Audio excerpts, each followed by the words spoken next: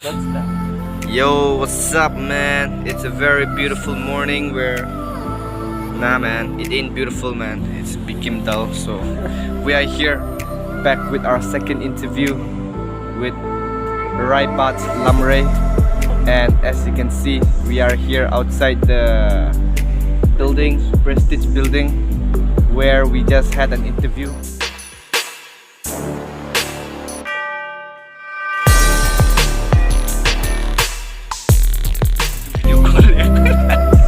You can do video call, no problem.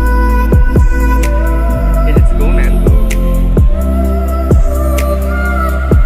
Let's go to sing, man. Hello, people.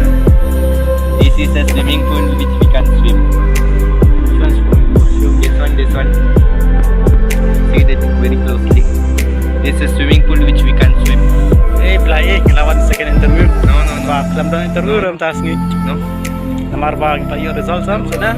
Segera. Tapi interview na Prestige Group dan kami na ID tag. Mga ini mga kerteng Pilipon. Ini hangni don bili donale po. What is the unnecessary le? Belai ba nak tahu baklai kertang tu lah tambah. Ini ada building. Building tu banyak mah, ada apa wifi.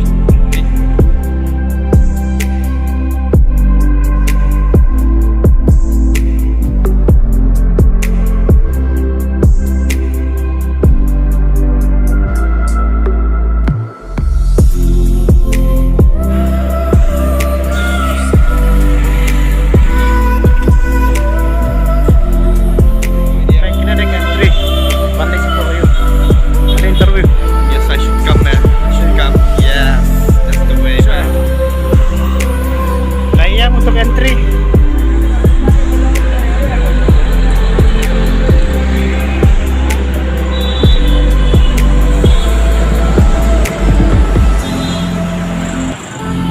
Bentar lagi bos hang na lawan interview. Sa HR kalau orang ni ba ang calling ada ka work from home. Sampai pada kung nakalam. Mas ni pada itu. Tanging apa yung boss na,